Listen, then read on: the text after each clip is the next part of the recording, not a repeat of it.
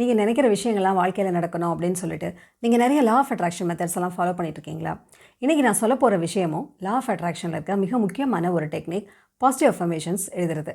அதை பற்றி தான் இன்றைக்கி நம்ம பார்க்க போகிறோம். முதல்ல இந்த சேனல் சப்ஸ்கிரைப் பண்ணாதவங்க சப்ஸ்கிரைப் பண்ணிக்கோங்க. அப்போ தான் என்னுடைய வீடியோஸை தொடர்ச்சியாக பார்க்க முடியும். நான் Jayashree, I'm a mind coach மற்றும் ஹோப்பனோபனோ ஹீலர். சரி, இந்த அஃபர்மேஷன்ஸ்னால் என்ன? இந்த பாசிட்டிவ் அஃபர்மேஷன்ஸ்னால் என்ன அப்படின்னா பாசிட்டிவான சென்டென்சஸ். அதாவது நம்ம ஆசைப்படுற விஷயம் நடந்துட்டதா அதை ஒரு சென்டென்ஸ் வடிவத்தில் நம்ம எழுதிட்டு அதை நம்ம டெய்லி சொல்கிறது தான் பாசிட்டிவ் அஃபர்மேஷன்ஸ். டெய்லி அந்த விஷயம் வாழ்க்கையில் நடந்துட்டதான் நினச்சி நம்ம சொல்லிகிட்டு இருக்கோம். ஸோ எதனால் இதை சொல்கிறோம் அப்படின்னு சொன்னால் இதுக்கு முக்கியமான ஒரு காரணம் இருக்குது. என்ன அப்படின்னா, நம்ம எந்த விஷயத்தை தொடர்ந்து சொல்லிக்கிட்டே இருக்கோமோ, ரிப்பீட்டடாக சொல்லிக்கிட்டே இருக்கோமோ, அது நம்முடைய ஆழ்மனதில் பதிய ஆரம்பிக்கும். ஆழ்மனது அப்படின்னா நம்முடைய சப்கான்ஷியஸ் மைண்ட். அதுதான் நம்முடைய 90% வாழ்க்கையை நடத்துது அப்படின்னு ஆராய்ச்சிகள்லாம் தெரிவிக்குது. அந்த சப்கான்ஷியஸ் மைண்டில் நம்ம டெய்லி சொல்லக்கூடிய அந்த அஃபர்மேஷன்ஸ், அது பொருளாதார வசதியை பற்றி இருக்கலாம், இல்லை எந்த ஒரு விஷயத்தை பற்றியும் இருக்கலாம். ஸோ அதை நம்ம திரும்பி சொல்ல சொல்ல என்ன ஆகும்னா அது நம்முடைய ஆழ்மனதில் பதியுது. எந்த விஷயத்தை ஆழ்மனது ரெஜிஸ்டர் பண்ணி வச்சுருக்கோ அதை ரியலாக மாற்றுறதுக்கான எல்லா முயற்சிகளையும் நம்முடைய ஆழ்மனது தானே எடுக்கும். அதாவது அதற்கு தேவையான வாய்ப்புகளையும் வசதிகளையும் நம்மளை கண்டுபிடிக்க வைக்கும், நம்மளை பார்க்க வைக்கும். இப்போ உதாரணத்துக்கு நம்மளுக்கு ஒரு வேலை கிடைக்கணும், இல்லை ஒரு பொருளாதார வசதி நம்மளுக்கு உயரணும்னு வச்சுக்கோங்களேன். டெய்லி நம்ம அந்த மாதிரி நம்ம ஒரு பாசிட்டிவான சென்டென்சஸை எழுதுகிறோம் அப்படின்னு சொன்னால், நான் மிகவும் மகிழ்ச்சியாக இருக்கிறேன், ஏனென்றால் நான் பொருளாதார வசதியுடன் மிகுந்த நல்ல பொருளாதார வசதியுடன் வாழ்கிறேன் அப்படிங்கிற மாதிரி நம்ம எழுதுகிறோன்னு வச்சுக்கோங்களேன்.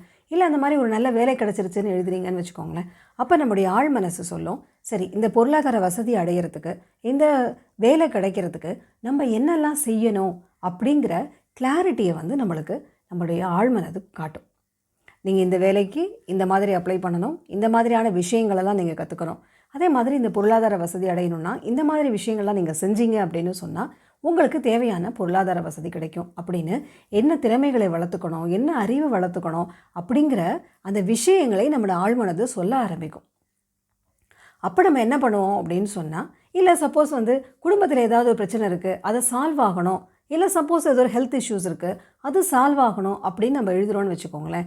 அப்பயுமே நம்முடைய ஆழ்மனது என்ன சொல்லுன்னா, ஓகே இந்த குடும்ப பிரச்சனைகள்லாம் தீரணும் அப்படின்னா நீங்கள் இந்த மாதிரி இவங்ககிட்ட பேசுங்க, இந்த மாதிரி செயல்களை செய்யுங்க, இந்த மாதிரி உங்களுடைய பிஹேவியரை மாற்றிக்கங்க அப்படின்னு நம்மக்கிட்ட சொல்லும்.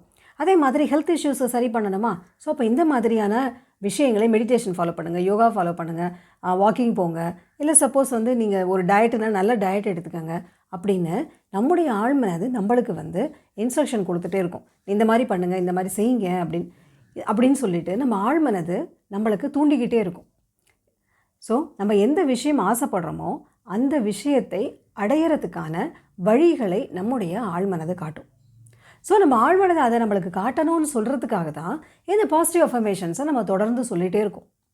அப்போ எது நம்ம தொடர்ந்து சொல்கிறோமோ அது நம்முடைய ஆழ்மனசில் பதியுது. அதற்கான வசதிகளையும் வாய்ப்புகளையும் நம்முடைய ஆழ்மனது நம்மளுக்கு காட்ட ஆரம்பிக்கும். நம்ம அதை ரியலைஸ் பண்ண ஆரம்பிப்போம், ஓகே நம்ம இதெல்லாம் செய்யணும் அப்படின்னு சொல்லிட்டு. சரி, இது மட்டும் இல்லை, அது இல்லாமல் நம்மளுக்கு தன்னம்பிக்கையும் தைரியத்தையும் நம்முடைய ஆழ்மனது நம்மளுக்கு தரும்.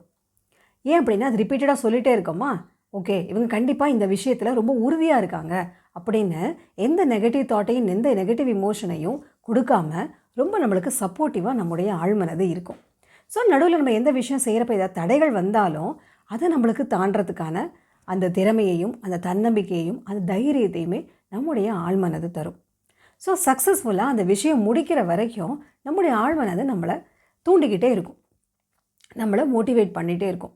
அப்படிங்கிறப்போ இந்த அஃபர்மேஷன்ஸ் நம்ம எழுத எழுத நம்முடைய ஆழ்மனதை நம்மளுக்கு சப்போர்ட்டாக சொல்ல சொல்ல நம்ம ஆசைப்படுற விஷயங்களை வாழ்க்கையில் நம்மளால் பெற முடியும்.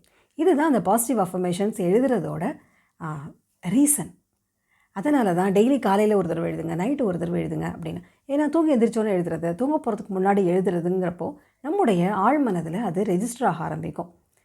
ஸோ அந்த தூங்க போகிறதுக்கு ஒரு 5 நிமிஷம் முன்னாடி அப்போ எழுதுகிறோம், இல்லை தூங்க எழுந்து 5 நிமிஷத்தில் உடனே எழுதுகிறோம் அப்படின்னா நம்முடைய கான்ஷியஸ் மைண்டு முழிச்சிருக்காது.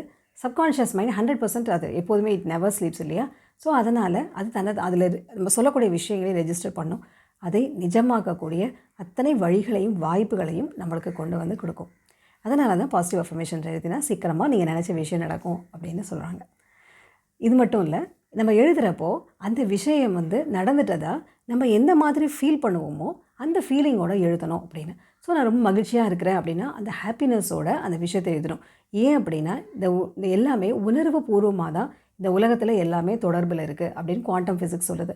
ஸோ எல்லாமே எனர்ஜி வடிவத்தில் இருக்குது. ஸோ நம்மளுடைய தாட்ஸ் அண்ட் எமோஷன்ஸ் அதுவுமே எனர்ஜி வடிவத்தில் இருக்குது. அப்போது லைக் அட்ராக்ட்ஸ் லைக் அப்படிங்கிற மாதிரி நம்முடைய மகிழ்ச்சியான மனது தான் இந்த மகிழ்ச்சியான விஷயங்களையும் நம்ம வாழ்க்கையில் கொண்டு வந்து கொடுக்கும்.